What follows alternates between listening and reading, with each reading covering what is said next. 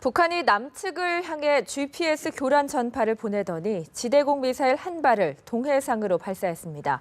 성신여대 국제정치학 전공 김열수 교수, 한국국방안보포럼의 양옥 수석 연구위원과 함께 북한의 의도를 분석해 보겠습니다. 안녕하세요. 네. 안녕하십니까. 안녕하세요.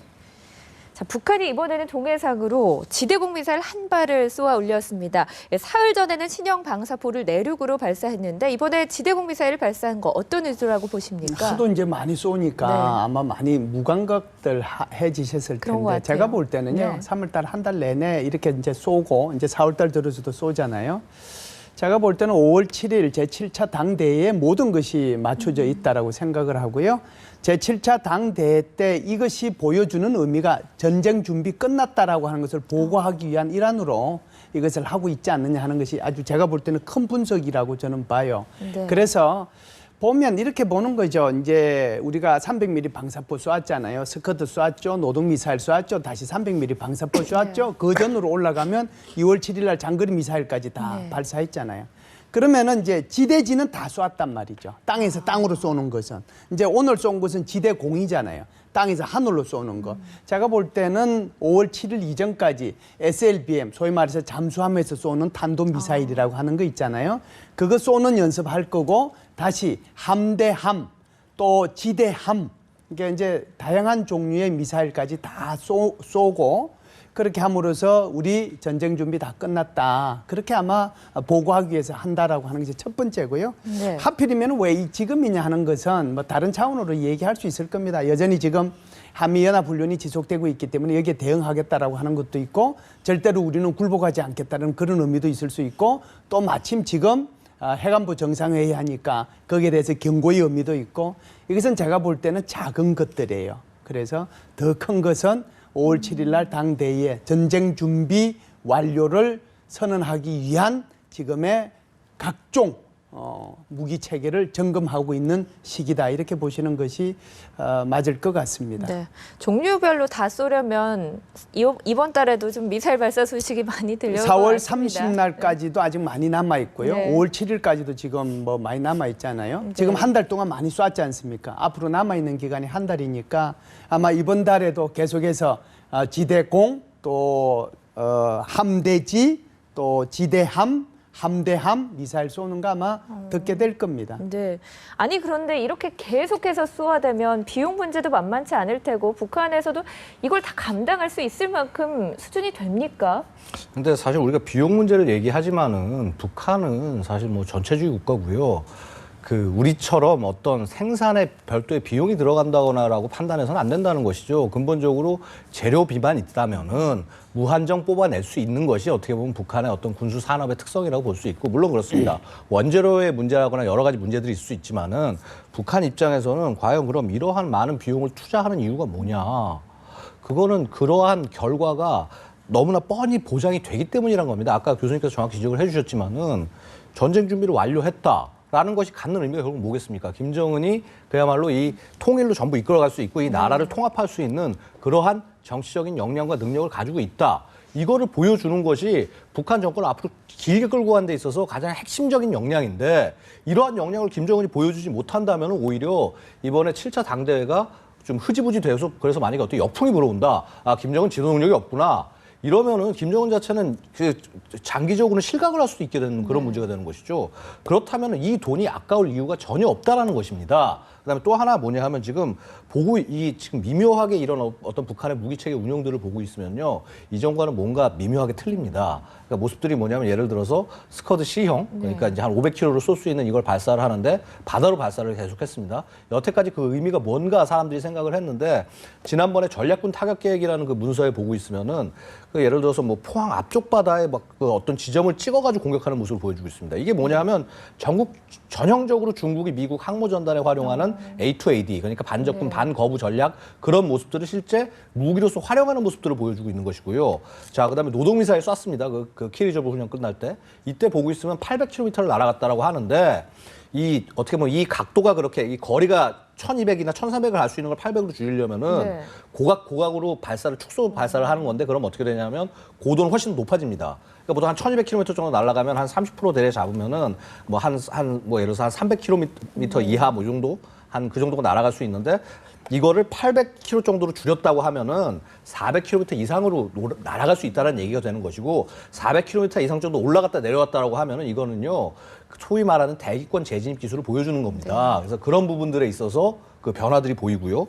자, 그 다음에 지금 오늘 지대공 미사일 쐈다고 하는데 이거 구형 쐈을 리가 만무합니다. 지금 북한이 보여주고 있는 무기 체계들은 전부 다 신형이거든요. 네. 그 보면은 예를 들어서 지금 300mm 방사포도 우리 그 이전에 계속 얘기를 했지만요. 네. 그거 말고 지금 이번에 지도공 미사일 쏜 것도 분명히 신형일 거란 말입니다. 그럼 북한이 여태까지 보유하고 있는 SA-2나 SA-3 이런 것들은 사실 60년대 바탕을 한 것이고 우리 군도 사실 이 부분에 대해서는 엄청나게 많은 정보를 갖고 있고 심지어 별도의 전자중 전용기가 없어도 이런 것들은 전부 제밍을 하면서 우리가 들어가서 북한을 휩쓸어버릴 수 있는 항공력을 가지고 있습니다. 근데 문제는 지금 북한이 만약에 쏜 것이 그 KN-56라고 하는 네. 신형 지대공 미사일일 경우라고 한다면은 이거는 얘기가 전혀 틀립니다. KN-56 같은 경우는 지금 뭐 아직까지 정확히 그런 어떤 사진이 공개된 적은 없습니다. 그냥 발사 차량만 열병식에서 몇 차례 공개되고 그다음에 뭐 레이더 차량부터 시작해서 그런 어떤 포대 세트의 이동만이 보여졌지 실제 얘가 어떻게 운영되는지 보여진 적이 없는데 지금 대략 일반적으로 추정하기는 그 러시아가 보유하고 있는 지대공 미사일 중에서 S-300 계열의 미사일이 네. 있습니다.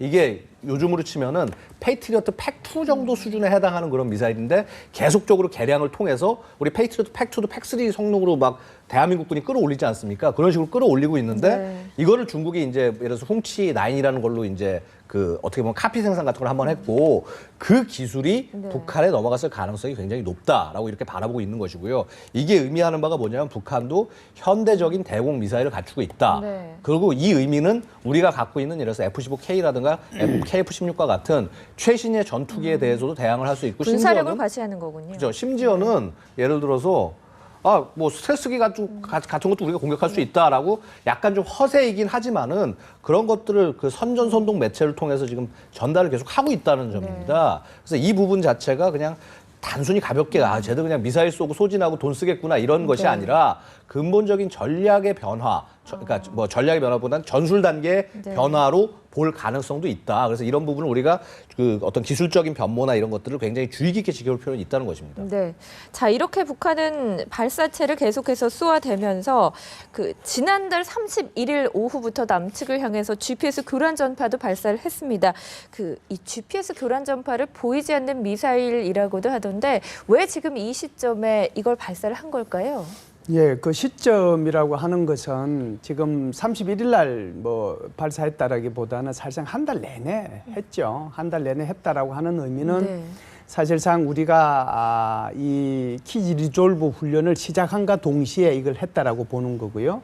그 키 리졸브 훈련의 핵심 내용 중에 하나가 4D라고 하는 선제 공격 개념이잖아요. 북한 핵과 미사일에 대해서 탐지하고 네. 그다음에 교란시켜서 파괴하고 그리고도 이제 남는 것이 넘어오면은 그 우리가 방어하겠다라고 하는 것이 네. D자가 4개 붙어서 하는 4D란 말이죠.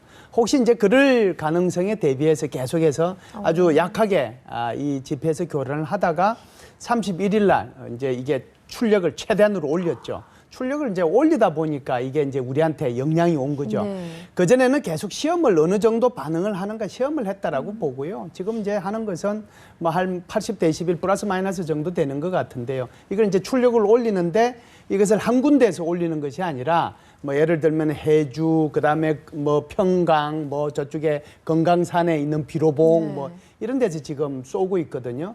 쏘는데 지금 벌써 피해가 나타나고 있단 말이죠. 그 피해가 이제 여러 가지로 이제 나타나고 있는데 어찌됐든 네.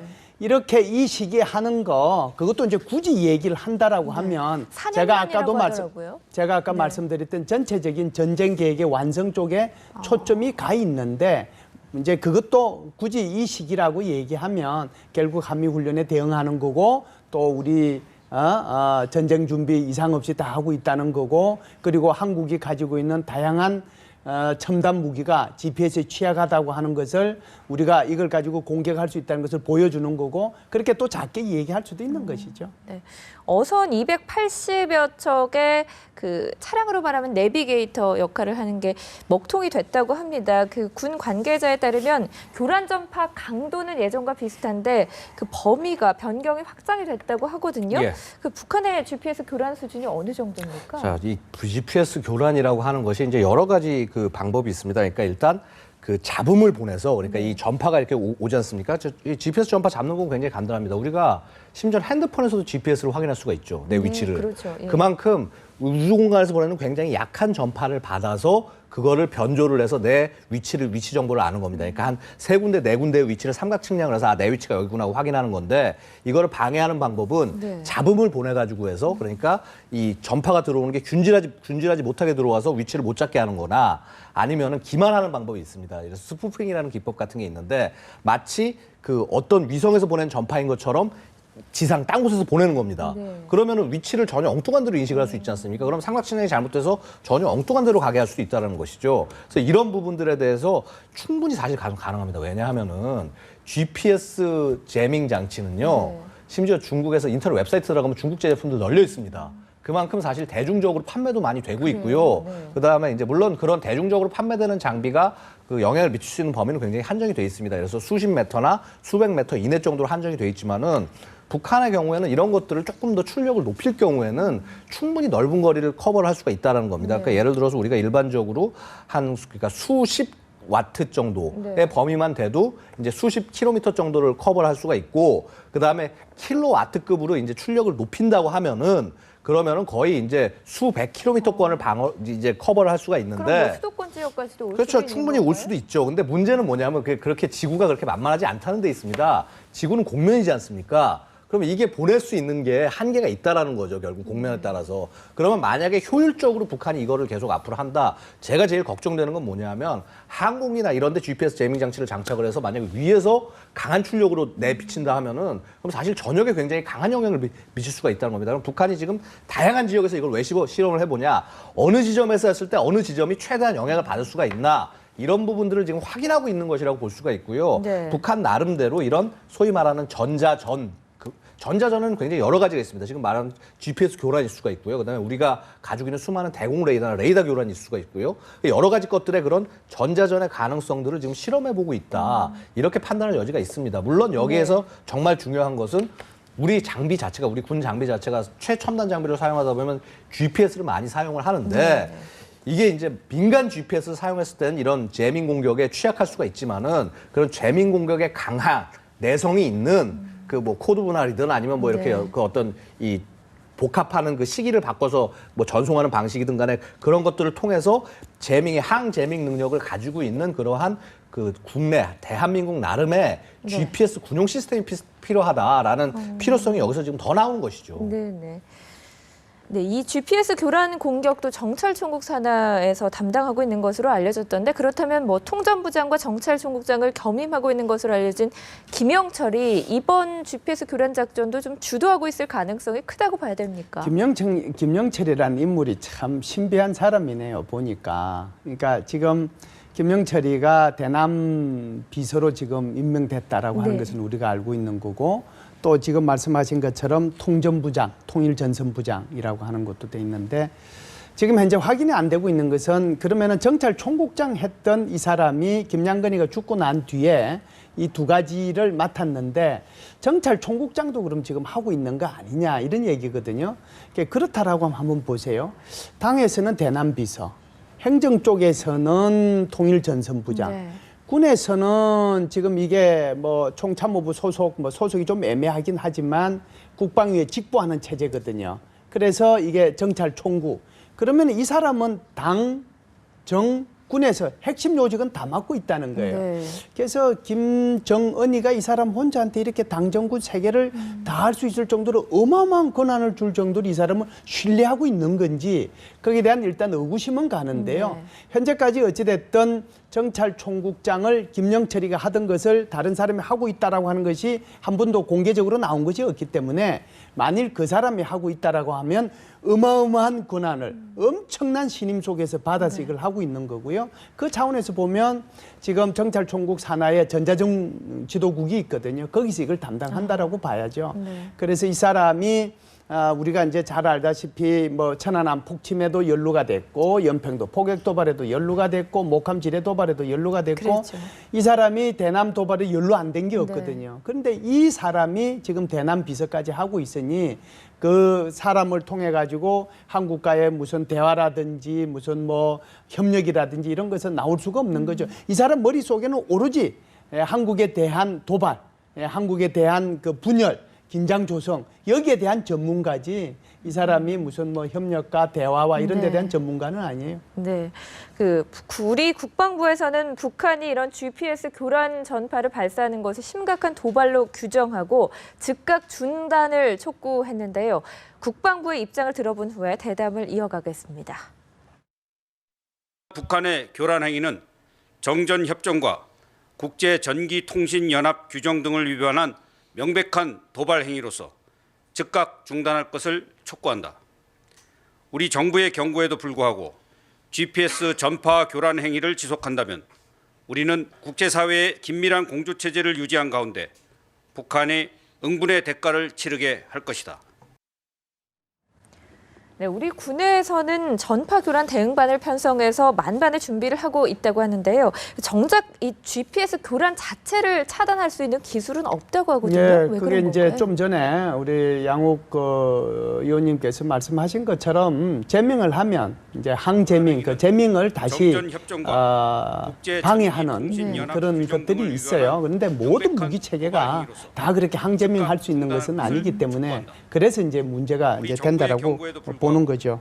지금은 이제 이 국방부 대변인이 한 얘기를 잘 들어보면 이것을 이제 국제사회에다가 알리겠다라고 얘기하는 거잖아요. 왜 그러냐면 우리가 한 2년 전에도 해주에서 발사한 GPS 때문에 우리 그 인천에 내리고 뜨는 우리 대한항공인이 뭐 아시아나뿐만 아니라 전 세계에 얼마나 많은 비행기가 옵니까? 여기에 엄청난 문제를 제기를 했거든요. 그래서 그때 당시에 우리나라에서 소위 말하는 이제 국제 민간 항공기구 이카오라고 하는 데다가 알려주고 국제 전신 전하고 여기도 알려줬습니다. 그래서 북한 보고 이거 하지 말라고 그래라. 그래서 북한이 좀 뜸해 왔었어요. 뜸해 오다가 지금 다시 하고 있거든요.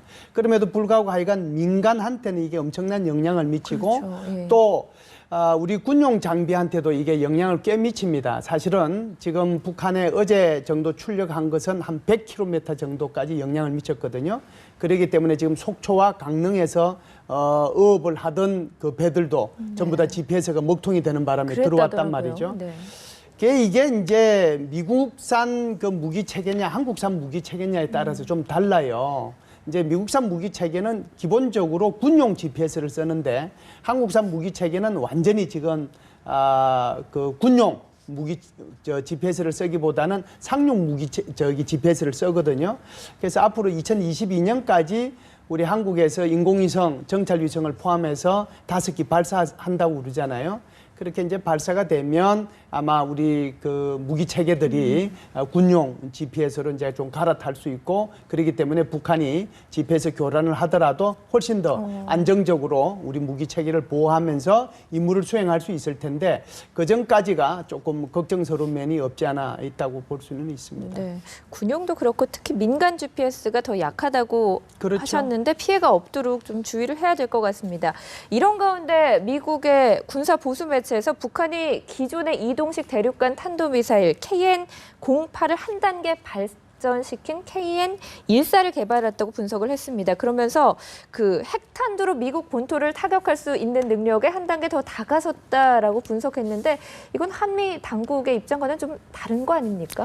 일단은 뭐 여러 가지 측면이 있는데 일단 이 보수 매체 워싱턴 프리비컨이 그동안 보고 있으면 어떻게 보면 미국 정보 당국에서 흘러나온 정보들을 계속 보도를 했습니다. SLBM 관련된 보도도 사실 이 워싱턴 프리비컨에서 제일 먼저 나왔고 이게 사실로 밝혀졌습니다. 그래서 그런 부분을 봤을 때는 그 어떤 그 사실은 내부에서도 미국 내부나 이런 데서도 북한의 이런 미사일 위협에 대해서 공식적으로는 큰 위협이 아니다라고 얘기하지만은 정보 당국 내부적으로는 이러한 부분에 대한 어떤 판단이 좀 심각한 것이 아니냐라는 판단이 있는 것이 아닌가 볼 수 있고 사실은 이런 부분은 우리의 경우도 마찬가지라고 생각이 됩니다. 왜냐하면 북한이 이러한 능력이 있다라는 식으로 우리가 인정을 그냥 100% 정부 차원에서 해버렸을 경우에는 어떻게 보면 북한이 그러한 실제 핵보유국이다라고 하는 것을 인정하는 그러한 모양새가 될 수 있기 때문에 정부 당국 입장에서는 당연히 보수적으로 판단을 내릴 수밖에 없는 것입니다. 이걸 괜히 단순히 그냥 겉에서 보이는 것만 갖고 저기는 그러한 능력이 있습니다. 라고 가볍게 정부 입장에서는 얘기할 수 없습니다. 그럼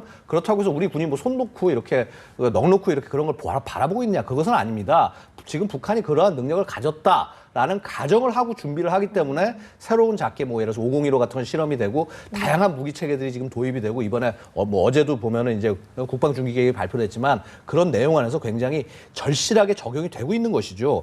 근데 이제 사실 이 KN-14의 경우에는 그러니까 KN-58 그러니까 KN-08 같은 경우는 보면 끝이 젖꼭지병 모양으로 되고 굉장히 좀 날쌍한 그런 모습인데 그 끝에 탄두 부분을 굉장히 뭉툭한 모양으로 바꿨다라고 하는 이게 나오는 겁니다. 결국 보면 이것은 아마도 그 KN-58 같은 경우는 3단으로 돼서 이게 되려 미국 본토에 공격할 가능성이 크긴 하지만은 얘 자체는 그 안에 들어갈 수 있는 탄두의 형태가 한정이 돼 있기 때문에 김정은은 마치 그것이 수소 폭탄 탄두인 것처럼 모양을 해줬지만 현재 지금 외부적으로 나타나는 어떤 정보를 취합했을 때는 북한이 일단은 원자탄 정도의 수소탄 정도 규모까지는 아니고 원자탄 정도의 탄두 정도는 만들 수 있지 않겠느냐 이런 그 추정을 하는 것이고 또 그다음에 그런 그 내열 기술 같은 것도 이미 북한이 한번 시험도 보여줬고 아마도 지난 그 노동발사에서 어느 정도는 검증이 될 수 있기 때문에 이러한 부분에서 분명히 진보가 돼 있다. 그리고 KN-14 같은 경우는 오히려 제가 볼 때는 그 안에 핵의 능력을 예를 들어 수소탄 능력으로 더 탄두가 더 커지는 것이기 때문에 끌어올리는 대신에